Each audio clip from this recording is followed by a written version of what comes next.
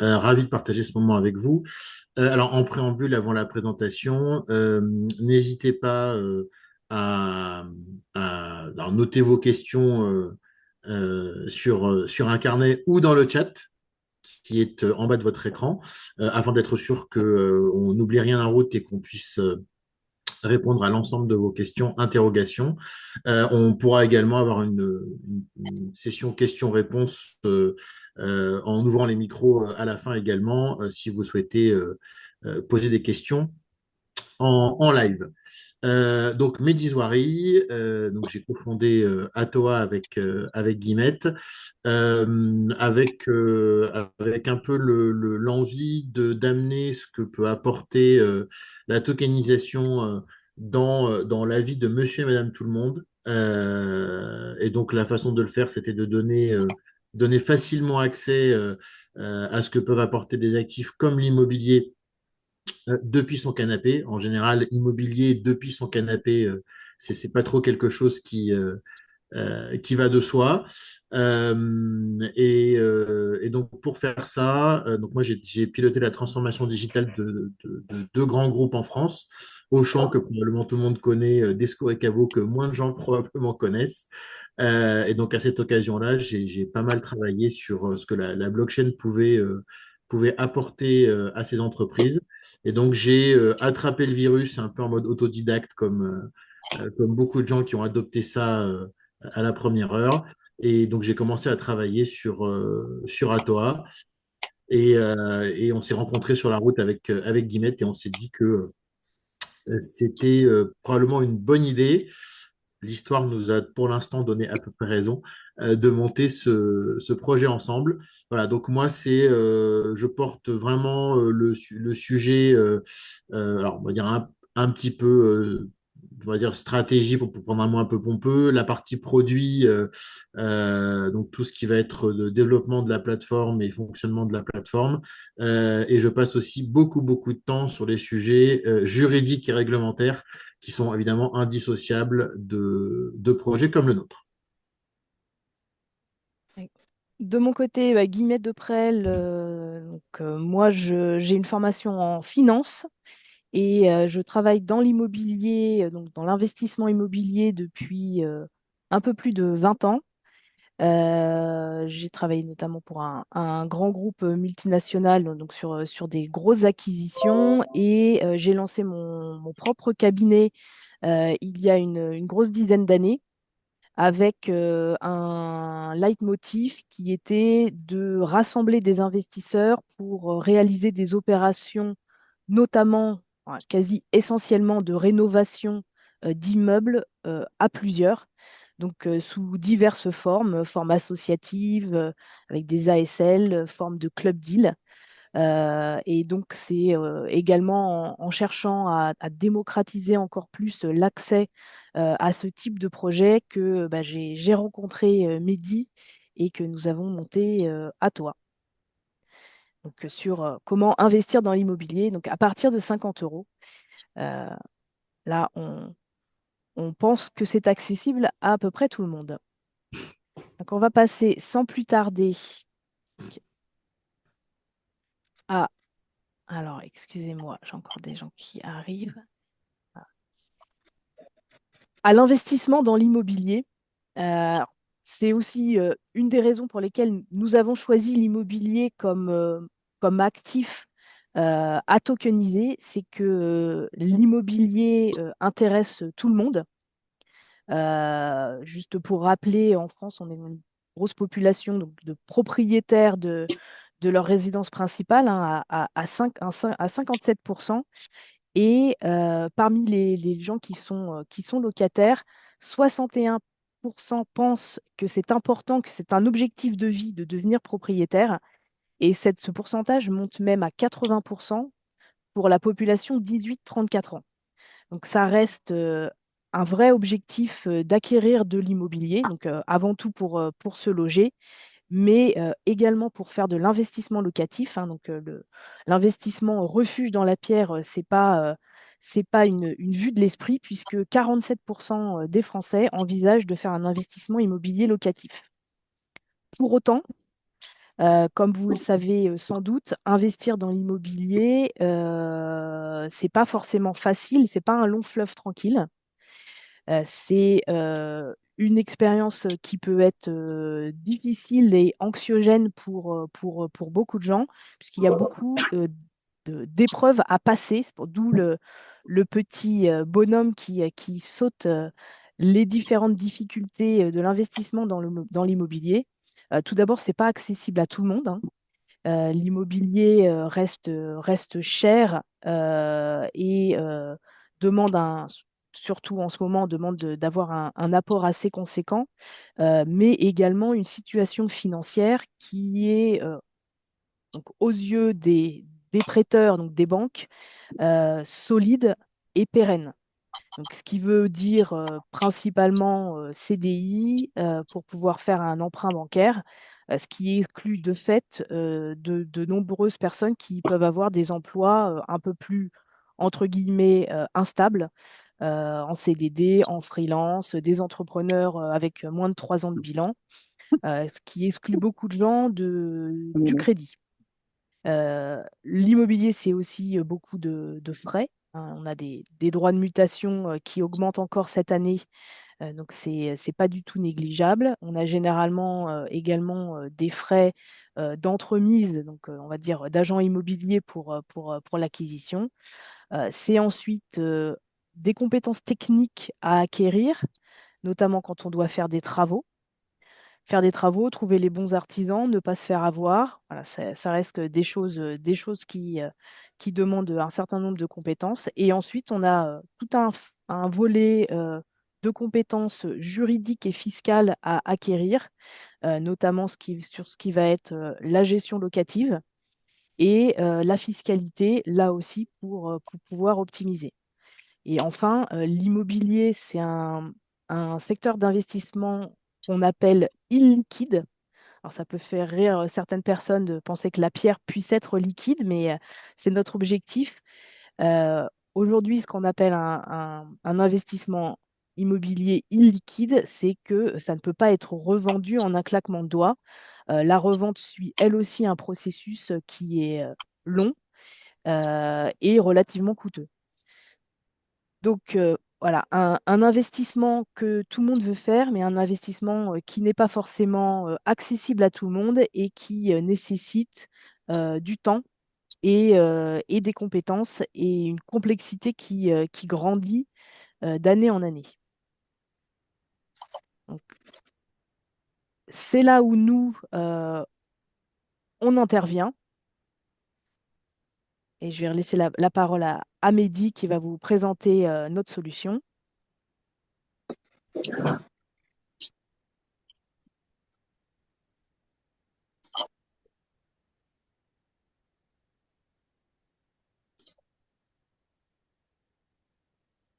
Excusez-moi, il y a mon micro qui s'active et qui se coupe de façon.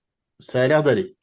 Donc, notre objectif, c'est de proposer une solution où on puisse investir en toute petite fraction, d'où le 50 euros. Alors, le 50 euros est un invariant chez Atoa.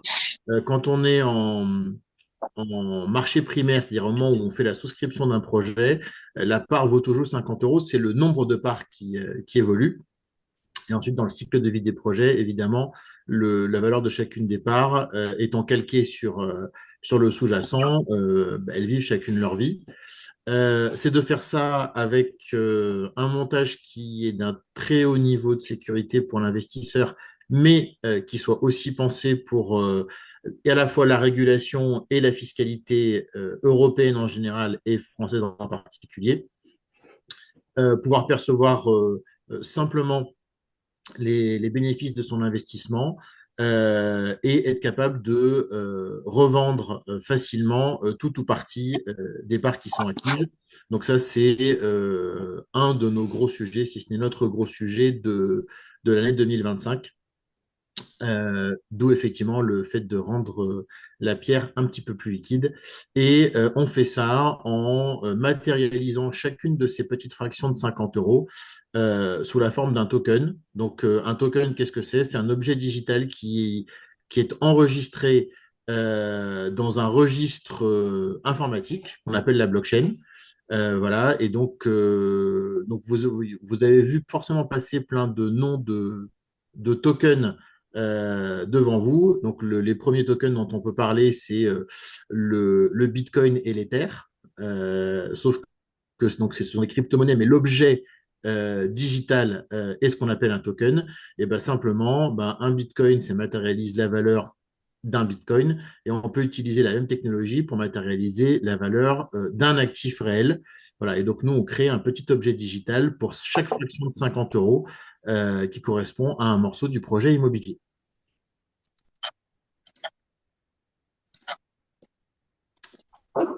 Alors, concrètement, comment tout cela fonctionne? Donc, en bref, hein, comment est-ce qu'on achète et qu'est-ce qu'on achète concrètement? Alors, le fonctionnement est assez simple et pour ceux qui nous découvrent, vous allez le voir matérialiser dès aujourd'hui. Ah oui, effectivement. Alors, mis à part Guillemette et moi, si on peut pour l'instant couper les micros, quelqu'un fait la marque, il a quelques bruits parasites.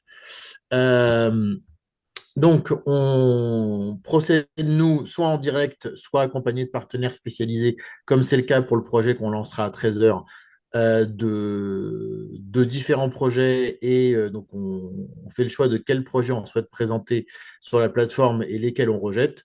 Le critère est assez basique et simple. Si on y mettrait notre propre argent, on le met sur la plateforme. Si on n'y mettrait pas notre propre argent, on ne le met pas.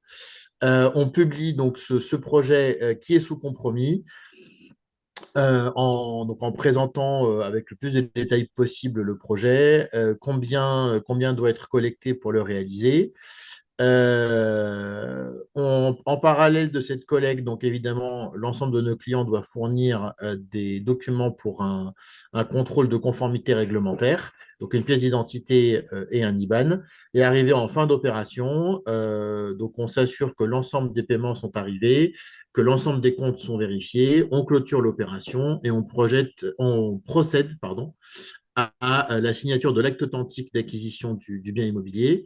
On parlera de la fiducie juste derrière. On émet donc ces petites fractions et on procède ensuite à la gestion du bien et à la distribution des revenus quand on est sur un bien qui distribue du revenu mensuel. On a fait un projet au mois de décembre qui, lui, est un projet en pure capitalisation. Donc, il n'y a pas de distribution mensuelle, c'est le jeton qui prend de la valeur.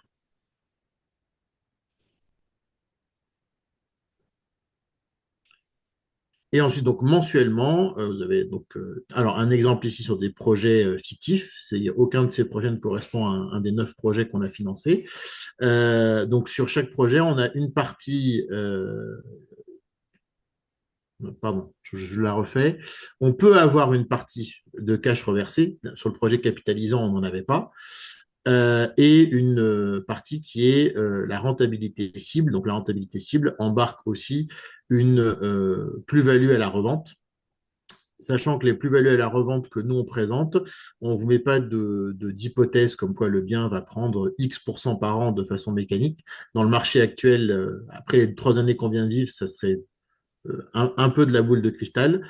En règle générale, la rentabilité cible qui est en supplément du cash, c'est soit simplement une inflation, soit une création de valeur. Sur la plupart des projets qu'on réalise, on amène de la valeur par de la division, des travaux de rénovation.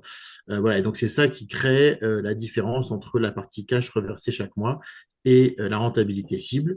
Et donc tout ça converge vers une cagnotte, donc qui est votre compte à TOA, sur lequel on verse mensuellement des revenus, charge ensuite à chaque client de décider ce qu'il veut en faire, soit le réinvestir sur de nouveaux projets, soit émettre un virement de son compte à TOA vers son compte bancaire. Quand on vous dit compte à toi, pour être très précis, notre établissement de paiement crée un IBAN pour chacun de nos clients, qui est ce qu'on appelle un compte de séquestre pour ce client-là. Donc, quand le client souscrit et envoie ses fonds, il les envoie sur ce compte qui lui appartient. Les fonds ne basculent chez nous que quand un projet est finalisé. Et c'est également sur ce même compte qu'on va reverser les loyers mensuels. C'est ce qui s'appelle le compte de paiement quand on se promène sur son profil à toi.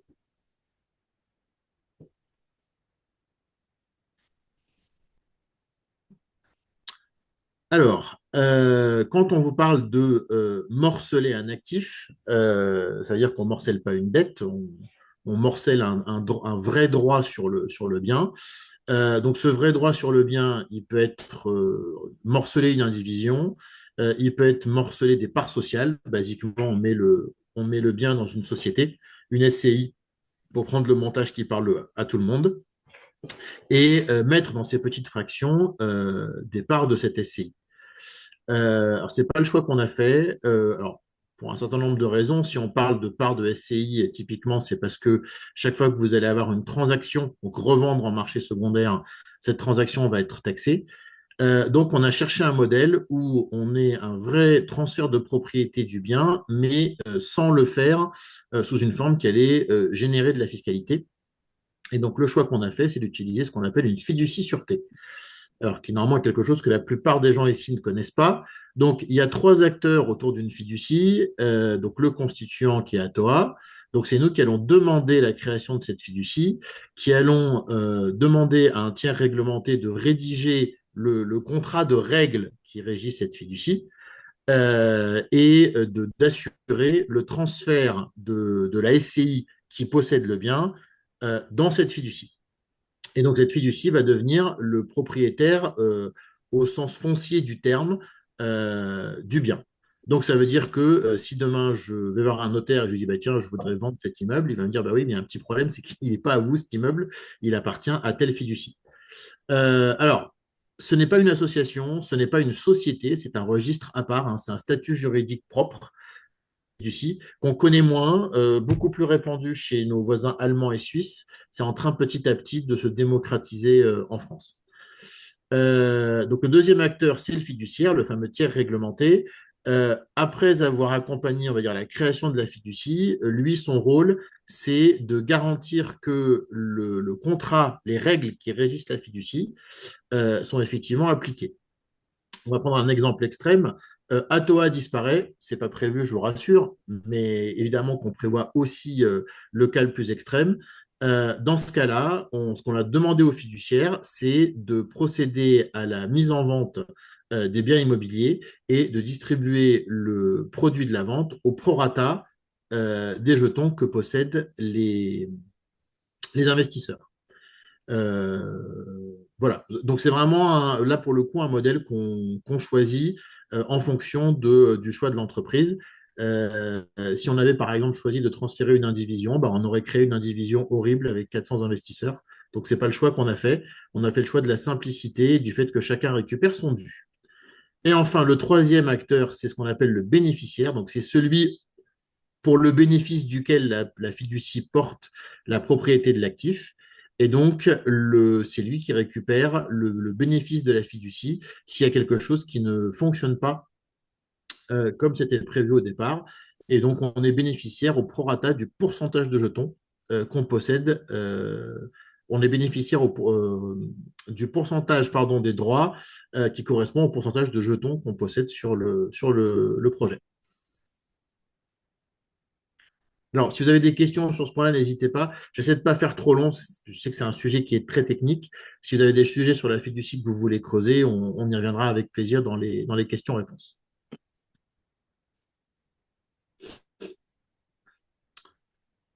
Alors, ça ouvre des horizons assez remarquables, puisque on a travaillé pendant un peu plus de 2 ans avec l'autorité des marchés financiers euh, pour obtenir ce qu'on appelle une qualification juridique d'un de nos jetons, qui soit ce qu'on appelle un actif numérique. Quand vous émettez un jeton, vous pouvez avoir d'un côté des jetons qui sont des titres financiers et d'autres des actifs numériques. Donc, nous, on voulait absolument avoir dans notre montage un jeton qui soit un actif numérique.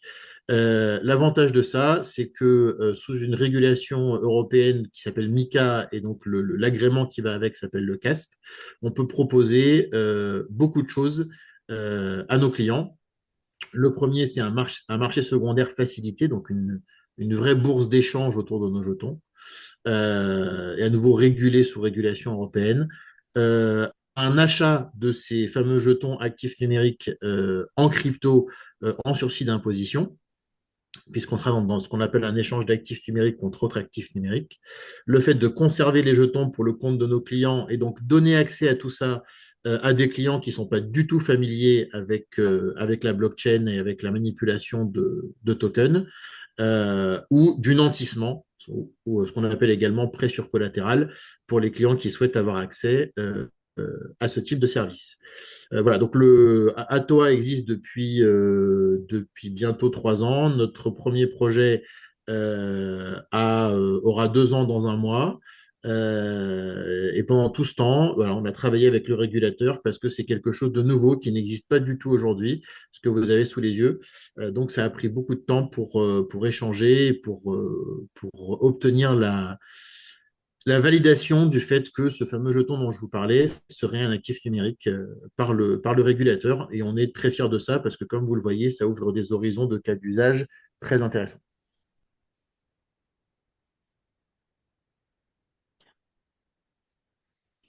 Alors, je vais reprendre la parole un petit peu sur nos réalisations. Là, comme vous le voyez, bientôt, je ne vais plus pouvoir faire d'impression d'écran sur la page parce que les projets vont déborder. On va lancer aujourd'hui donc, notre 9e souscription avec des projets très variés. Donc on a dépassé là, donc avec notre dernier projet à Lyon, Pump Mercière, les 2 millions de fonds levés depuis la création d'Atoa, auprès d'un peu plus de 700 investisseurs qui ont participé à ces 8 premiers projets et une communauté d'un peu plus de 4000 personnes qui nous suivent via la newsletter et les réseaux sociaux. Et donc, je vais vous présenter un petit peu les différents types de projets qu'on a.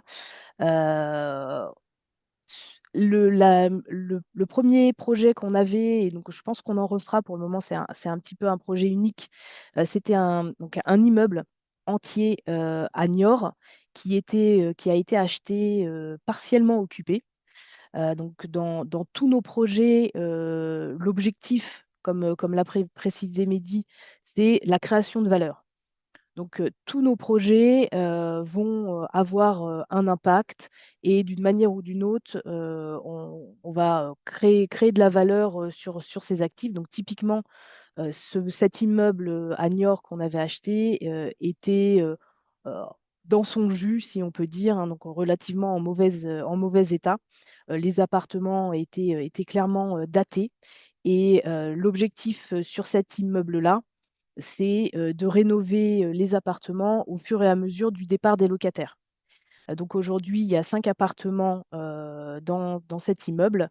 On en a déjà rénové 3, dont un appartement au rez-de-chaussée qui était un studio qui était pour le coup vraiment insalubre, qu'on a pu entièrement rénover et isoler, et pour lequel on a également gagné quasiment 20 mètres carrés en utilisant des espaces qui étaient non utilisés derrière le garage au rez-de-chaussée.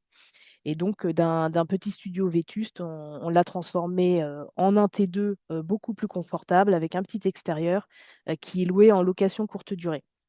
Donc ça, c'est le type de projet qu'on fera également, donc de reprendre des immeubles un peu dans leur jus et de les remettre au goût du jour. On a un autre type de projet qui va concerner également le dernier projet qu'on a là, qui sont des avances sur vente ou rémérés. Je ne sais pas, là encore, un terme peut-être un petit peu compliqué pour tout le monde. Donc, ça concerne par exemple le passage. Aurora Lalonde et là, Flo Argenteuil, dont on va vous parler, sont des rémérés. Ce sont des projets sur lesquels des propriétaires ont des biens immobiliers qu'ils possèdent, mais ont un besoin urgent et rapide de trésorerie, de cash. Et donc, on a un montage, donc je vais rentrer un petit peu plus dans le détail en vous présentant Flow. On a un montage par lequel on leur permet de dégager cette trésorerie et eux ont un engagement de racheter l'actif sous un certain délai. Et ensuite, on a, donc ça, c'est un projet qu'on fait avec un partenaire qui s'appelle Solustone. Voilà. Et ensuite, on a un certain nombre d'autres projets qui vont plus être ce qu'on va appeler des projets type marchand de biens. Donc ça va concerner Moonobone ou les deux projets à la Croix-Rousse, qui sont des immeubles ou des maisons. Donc, Moonobone, c'est une petite maison en 95, qui sont à rénover entièrement. Donc là, c'est une rénovation complète de l'actif immobilier avec une découpe de l'eau, une transformation de certains espaces.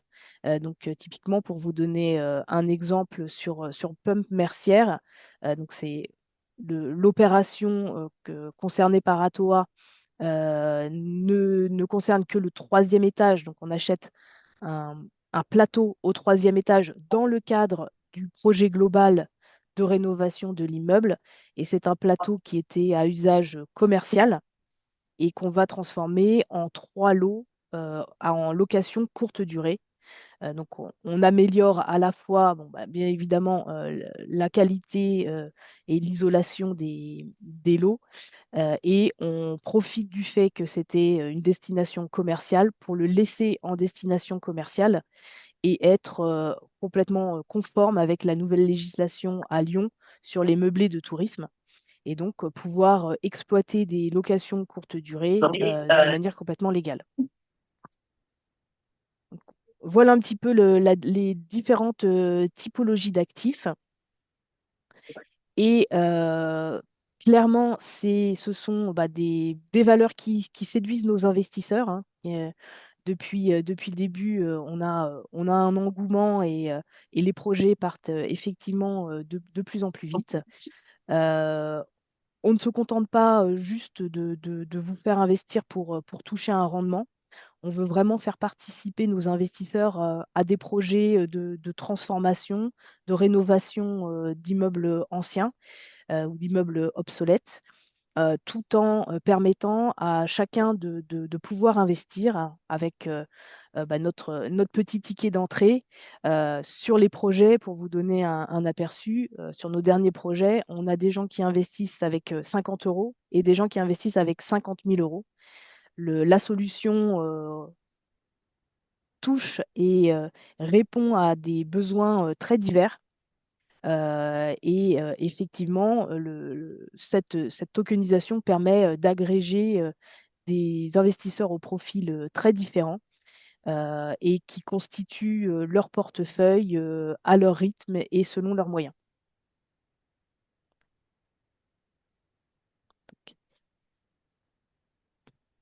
Notre dernier projet, donc Flow Argenteuil, hein, qu'on va lancer juste après cette réunion, hein. La page projet est déjà en ligne pour ceux qui ont pu aller regarder le projet. Il s'agit donc d'un réméré. C'est un local un peu atypique qui se trouve à Argenteuil. Atypique parce que il fait 120 mètres carrés et qu'il y a 45 mètres carrés au rez-de-chaussée et ensuite une grande surface en souplex. En fait, c'est un ancien local commercial qui a été entièrement rénové par les acquéreurs, par les propriétaires et qu'ils exploitent aujourd'hui en location courte durée avec une grande capacité puisqu'on a 14 couchages. Donc ça, c'est l'exploitation qu'ils en font. Il s'avère que ces propriétaires, pour vous raconter toute l'histoire, possèdent également une maison en Bourgogne qui a subi un grave incendie. Les travaux de rénovation de cette maison ne sont pas couverts à 100% par l'assurance et donc ils ont un besoin de trésorerie urgent pour remettre en état cette maison. Donc c'est comme ça qu'ils se sont rapprochés de notre partenaire Solustone, qui est vraiment spécialisé dans ce type de montage de financement. Et donc on va racheter donc leur appartement à Argenteuil avec une décote de 40% sur donc un prix de 120 000 euros. Sur le montant de rachat, eux vont prendre en charge alors une partie des frais d'acquisition, va également être consigné 2 ans, donc 24 mois d'indemnité d'occupation. puisque pendant toute la durée où nous, on va être propriétaires, ils nous doivent, donc on n'appelle pas ça un loyer, mais c'est une indemnité d'occupation. Et ils ont ensuite 24 à 36 mois pour nous racheter le bien. Donc, avec un prix un petit peu différent, puisque le prix de rachat comprendra nos honoraires. Donc, ils nous rachètent à 132 500 euros selon la date. Euh, et pendant toute la durée de détention, nous, on va pouvoir vous reverser, donc reverser aux investisseurs un rendement de 9%, qui est donc basé sur ces indemnités d'occupation que nous avons déjà consignées au tout début de l'opération.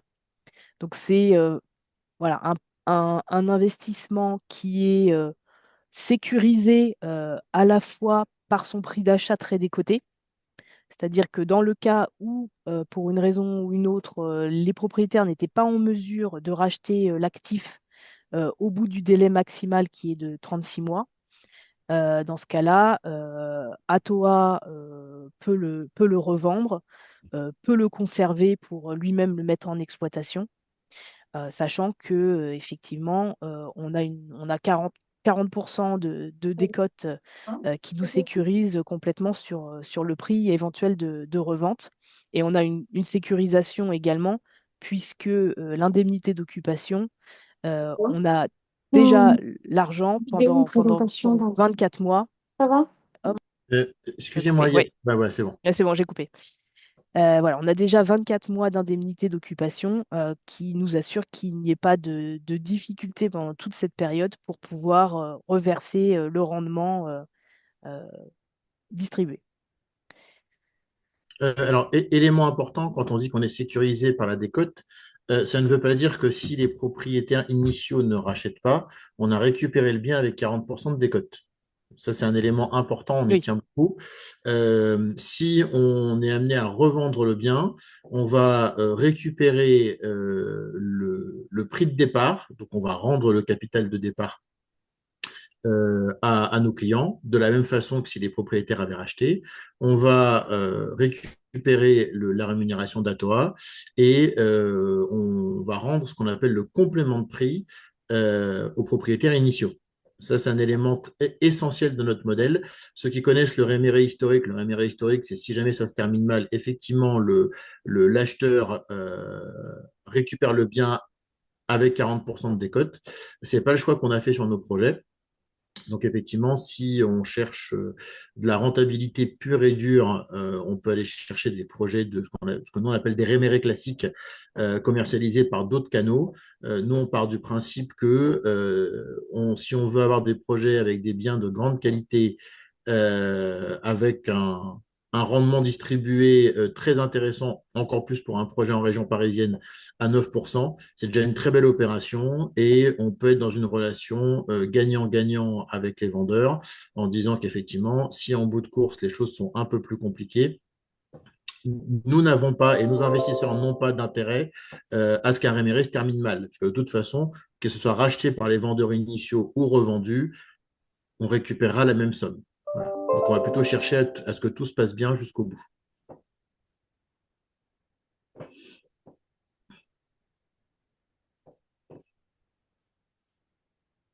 Et donc si donc vous ne l'avez comment, pas ouais, encore fait, voilà, comment s'inscrire donc sur Atoa. Donc la plateforme est sur atoa.io. Vous pouvez vous inscrire. Donc pour vous inscrire, il faut juste un email, nom, prénom. Euh, et vous pouvez même souscrire sans plus de documents à ce stade. Dans un deuxième temps, évidemment, il faudra également donc, passer ce qu'on appelle un KYC, donc envoyer vos pièces d'identité et un RIB. Mais tout ça peut se faire dans un deuxième temps. Pour découvrir la plateforme, une simple inscription suffit. en fait, la souscription est une réservation de vos parts. Ça vous laisse le temps derrière éventuellement de faire un paiement par virement et d'alimenter vos pièces. Par contre, il faut que tout ça soit mis en conformité avant la clôture du projet. Les souscriptions, les réservations qui sont faites sans que derrière il y ait a fortiori le paiement ou l'obligation réglementaire de passer l'anti-blanchiment sont systématiquement annulées.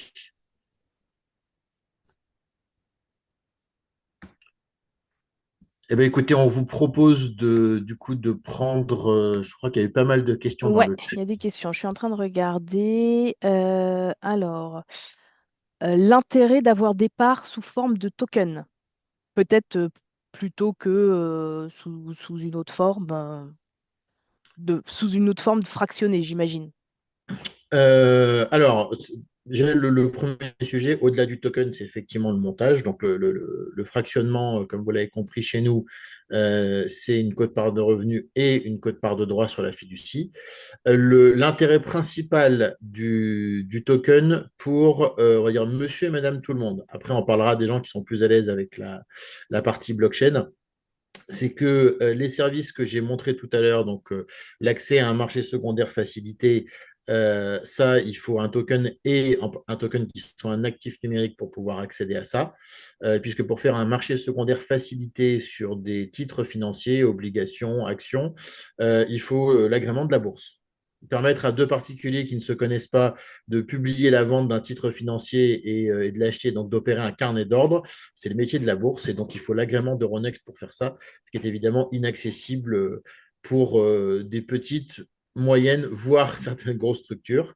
Ça, c'est le premier sujet. Le deuxième sujet, c'est que l'existence de ce petit objet digital fait qu'on peut démocratiser l'accès à un certain nombre de services. Si je reprends le nantissement ou prêt sur collatéral, aujourd'hui tout le monde peut le faire en allant voir son banquier, mais pour amortir le coût du montage de cette opération-là, faire un nantissement pour moins de, allez, on va dire 50 000 euros, c'est pas forcément très intéressant, ça coûte cher de monter ça.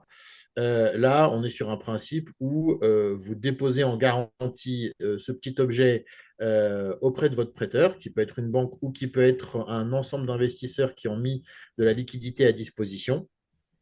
Euh, et, euh, et une fois que vous avez remboursé ce que vous deviez, bah, vous récupérez ce petit objet.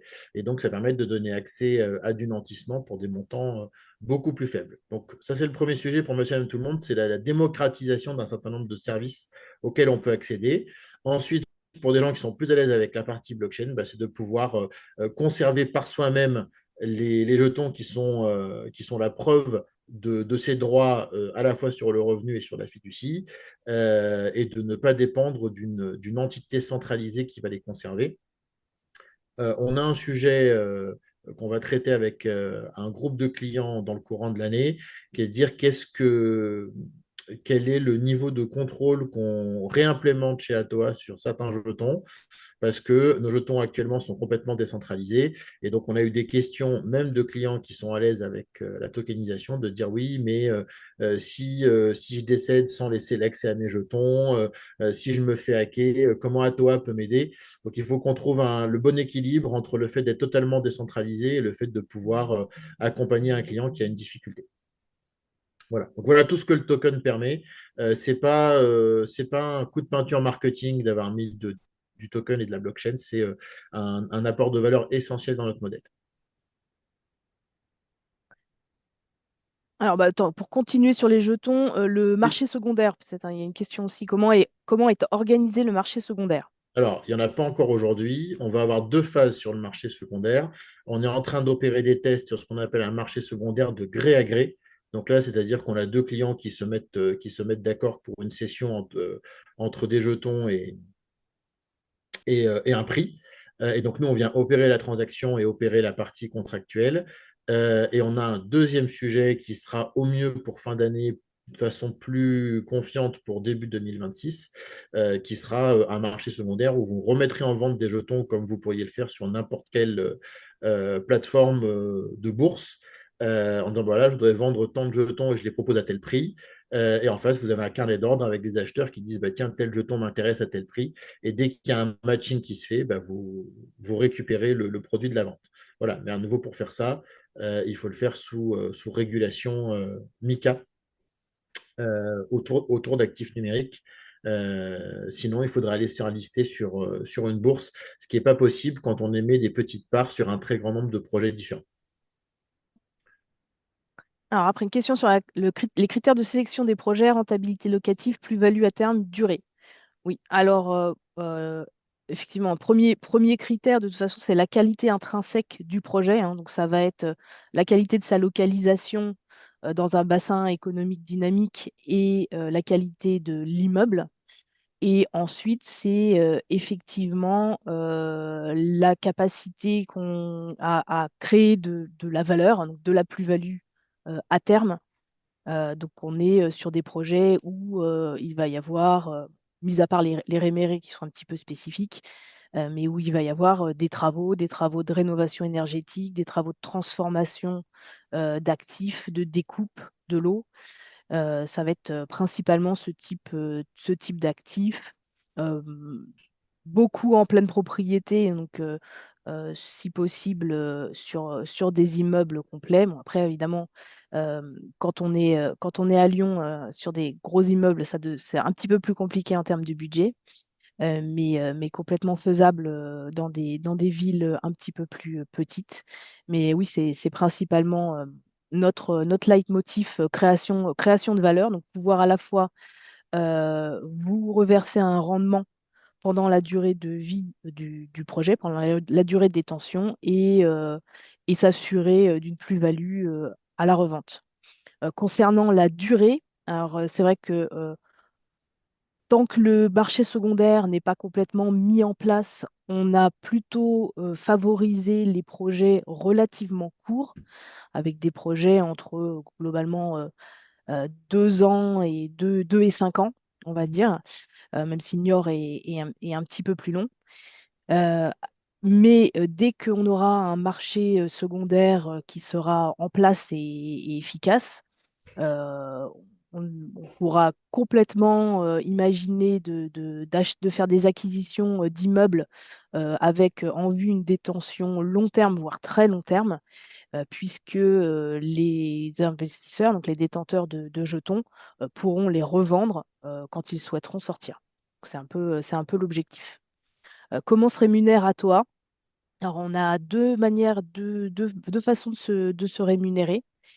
La première, qui est des frais de 10% sur le montant de collecte pour réaliser une opération. Donc, très concrètement, si on a besoin de 100 000 € pour réaliser un projet, faire l'acquisition du foncier, payer les frais, faire les travaux, nous, on va prendre 10%. Donc, ça va être un peu moins de 10 000 puisque ça va être euh, en- à l'intérieur du revenu du projet global. Donc, voilà, 10% du montant levé. Et on prend également des frais de gestion. On a des frais de gestion pour le suivi par la plateforme, puisqu'il y a la redistribution des loyers, la gestion évidemment des sociétés qui possèdent les immeubles et tout le suivi juridique et comptable. Et quand on fait la gestion locative, donc on peut aussi faire la gestion locative sur certains biens, donc ce n'est pas forcément le cas partout, hein. Parfois, on peut avoir des conciergeries locales si on a de la gestion courte durée. On prend également un pourcentage qui est de 5% sur la partie gestion locative et qui inclut tout, y compris la mise en place des locataires, etc. Donc, voilà les rémunérations. Fiscalité des revenus des investisseurs, Bon, bah, ça va dépendre. Ouais, évidemment, les rentabilités qui sont indiquées sur des projets incluent tout ça. oui, bien sûr. On n'est pas sur un brut avant frais. Les frais sont déjà comptés dans les rendements qui sont indiqués. Le rendement, c'est le rendement vraiment, c'est le rendement distribué avant bah, justement fiscalité personnelle, qui va dépendre de votre juridiction, hein, donc de votre pays. Pour ce qui est de la France, donc on n'est pas sur des revenus fonciers.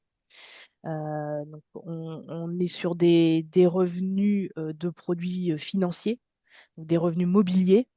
Et donc, jusqu'à présent, en France, on est à la flat tax donc de 30%, sauf si le barème progressif est le plus intéressant pour l'investisseur.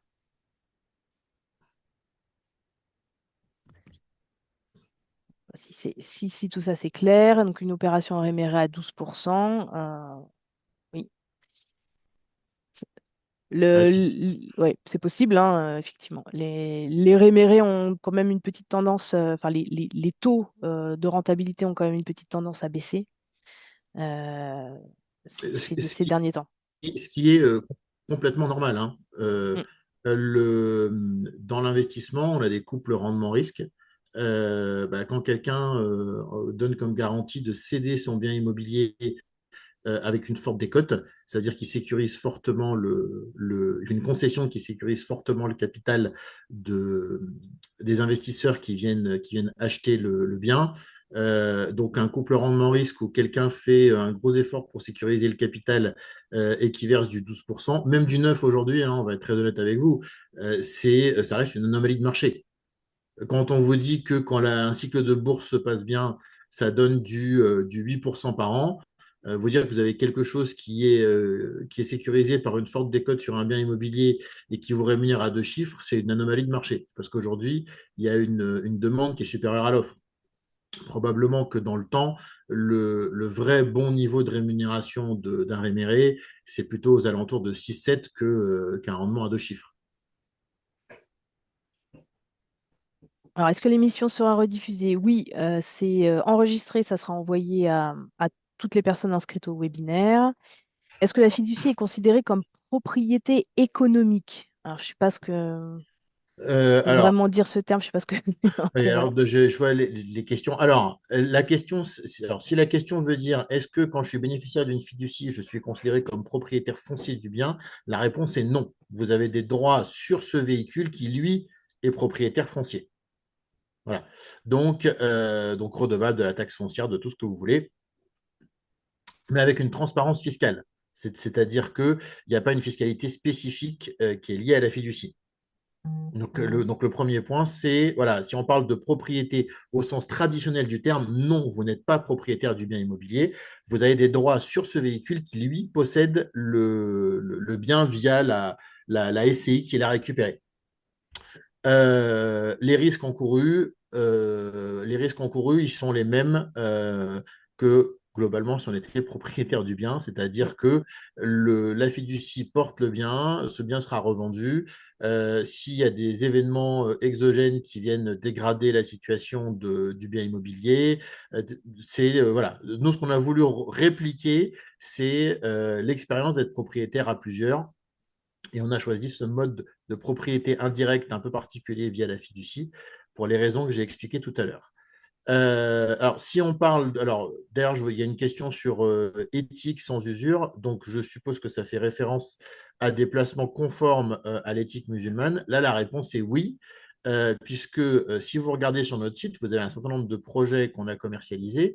Il y en a certains sur lesquels il y a un petit logo en bas à droite, qui est le logo de 570 Easy, qui est enfin, notre partenaire, un de nos partenaires, en tout cas le partenaire avec qui on a travaillé sur ce sujet de conformité éthique par rapport à leurs clients. Donc, l'ensemble du Pas très bien. montage contractuel avec la fiducie effectivement été validé comme étant conforme à l'éthique musulmane. C'est ce qui fait que 170 Fizi a permis et a accompagné un certain nombre de ses clients à investir sur ces projets-là. En l'occurrence, sur le projet qu'on vous a présenté aujourd'hui, on l'a mis dans les communications et on le surveillera.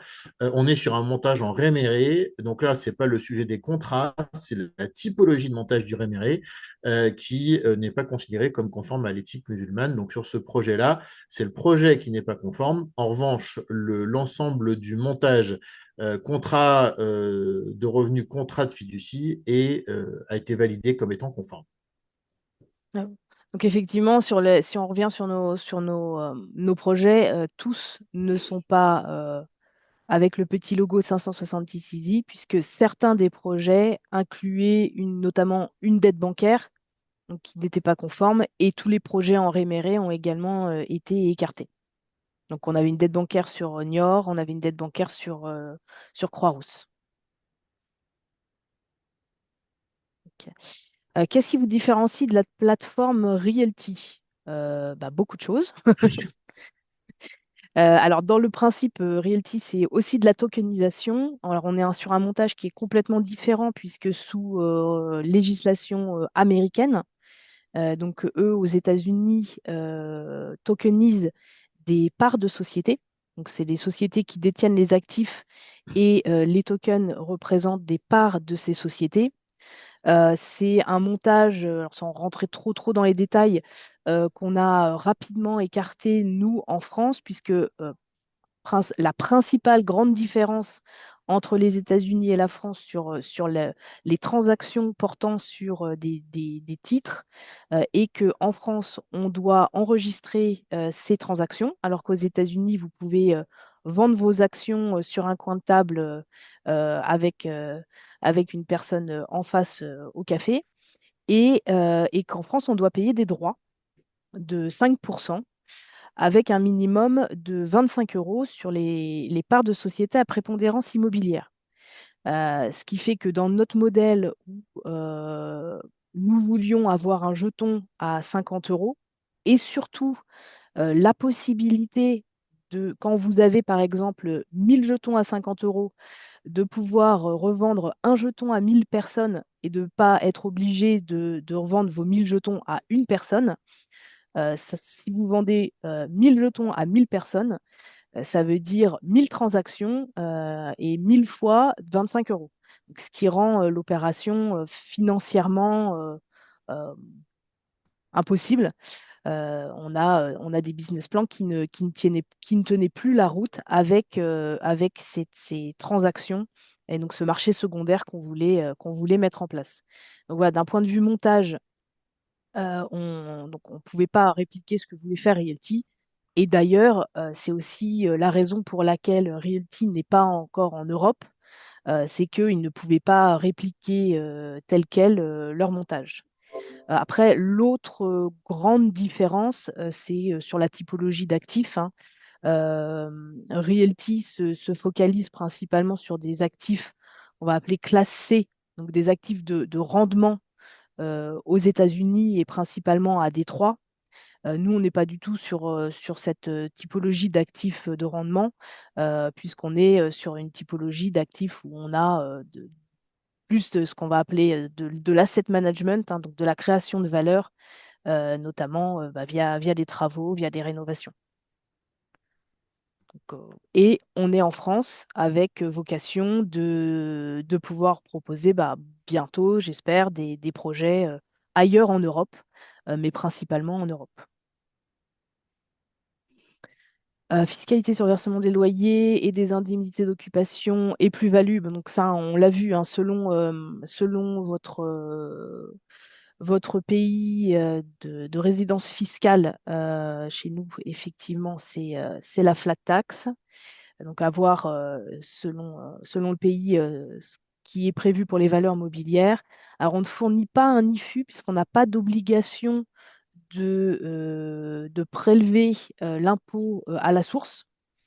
En revanche, donc, ce qu'on va envoyer là courant du mois de mars, c'est un relevé de toutes les revenus qui vous ont été distribués et un petit guide pour pouvoir le déclarer, notamment sur vos impôts français.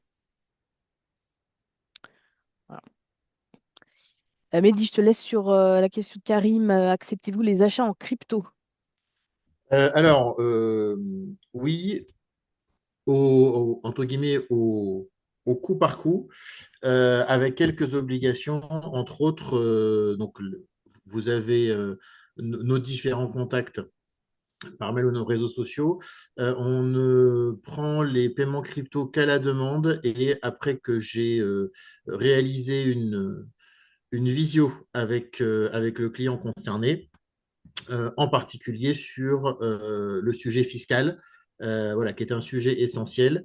Alors, je vais juste donner un petit aperçu pour culture à ceux qui ne connaîtraient pas ce sujet-là. Mais quand on vient acheter un token qui est considéré comme un titre financier ou security token avec des cryptos, c'est un événement fiscal, c'est-à-dire que c'est comme si on avait convertit ces cryptos en euros, donc on déclenche la fiscalité.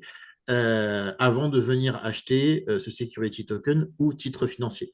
Voilà, donc on sait aujourd'hui qu'un certain nombre de clients achètent des security tokens avec des cryptos sans rien déclarer. C'est en particulier le cas chez Realty, malgré le fait que Realty en général et Jean-Marc en particulier répètent en boucle que chaque fois qu'on achète un jeton chez lui en crypto, c'est une valeur mobilière et donc un événement fiscal pour les clients français. Après, chacun fait ce qu'il souhaite.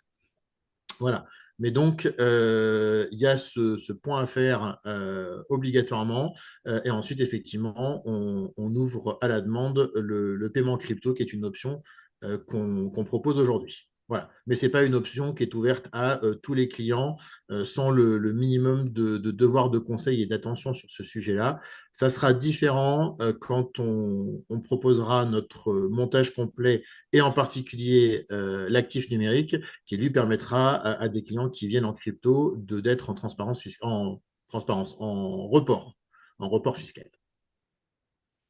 Voilà. Donc, Karim, avec plaisir, soit via le mail contact, soit via nos réseaux sociaux, et on s'organise un échange pour ce faire. Alors, est-ce qu'on a bien répondu à toutes les questions? Oui, alors je peux ajouter juste un élément auquel on tient énormément chez Atoa. Après, chacun fait avec ses avantages géographiques. Quand on parlait de différence avec Realty, bah, c'est que nous, nos clients français, régulièrement, et donc vous en verrez sur Flo Argenteuil, vous pouvez en voir sur nos réseaux. On a eu ça sur Aurora Lalonde, on a eu ça sur Niort. Bah, c'est qu'on peut facilement avoir un client qui va faire sa petite recherche qu'il partage aux autres ou passer devant le bien sur lequel on a investi quand on va en week-end ou en vacances. Voilà. Et ça, c'est un élément qui est aussi, de notre point de vue, important pour nos investisseurs.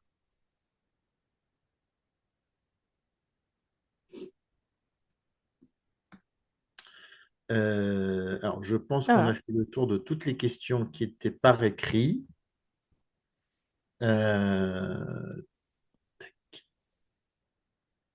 Donc, s'il y a encore des questions que vous n'avez pas eu l'occasion de poser ou des précisions à demander, bah, écoutez, on peut rouvrir son micro pour ce faire. Et puis, si on a fait l'ensemble du tour, on vous souhaitera une très bonne après-midi.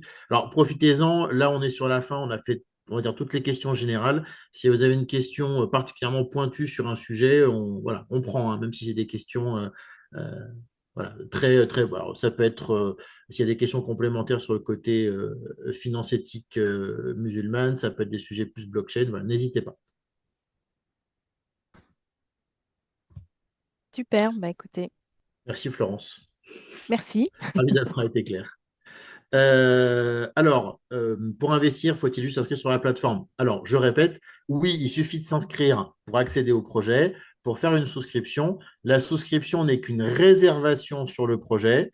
Pour que l'investissement aille au bout, il faut évidemment émettre son paiement et alimenter sa pièce justificative d'identité et un IBAN.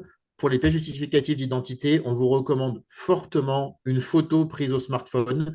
C'est de plus en plus des IA qui font les contrôles. Et donc, quand on envoie un scan qui est très éclairé, c'est de plus en plus rejeté. Voilà. Mais donc, l'investissement est terminé quand le projet est clôturé, le bien acheté, et ça avec des comptes où les règlements sont arrivés et les KYC ont été validés. Ben, écoutez, merci beaucoup de votre présence, de votre écoute, de vos nombreuses questions qui étaient hyper pertinentes. Mais comme à chaque fois, je suis toujours impressionné par la précision et les ciblages des questions. Paiement par virement pour le projet, oui, oui, tout à fait. Alors, ne soyez pas surpris. Encore une très bonne question. Quand vous allez vouloir faire le paiement par virement, l'IBAN sur lequel vous faites le virement est à votre nom et c'est normal. C'est un compte de séquestre, un IBAN qui est créé pour vous par l'établissement de paiement. Donc, ça peut être contre-intuitif de faire un virement à son propre nom, mais vous envoyez bien l'argent sur un IBAN qui vous appartient. Voilà, soit que vous aurez dans le tunnel de souscription, soit que vous retrouvez sur votre tableau de bord. Si vous allez cliquer sur dépôt sur mon compte par virement, cet IBAN va apparaître. Voilà, et s'il y a la moindre difficulté, on est à votre disposition par mail ou encore une fois sur nos différents réseaux. Voilà, mais encore une super question. Voilà, c'est ultra précis, c'est toujours très pertinent. Donc, très bon appétit à ceux qui n'ont pas encore mangé. Très bon après-midi. On reste tous les deux à votre disposition. Voilà, et le projet a bien été ouvert à 13h comme prévu. Voilà, donc c'est un tout petit peu avant la fin du Mm. webinaire. Merci à tous, bon après-midi. Merci. Au Au revoir. revoir.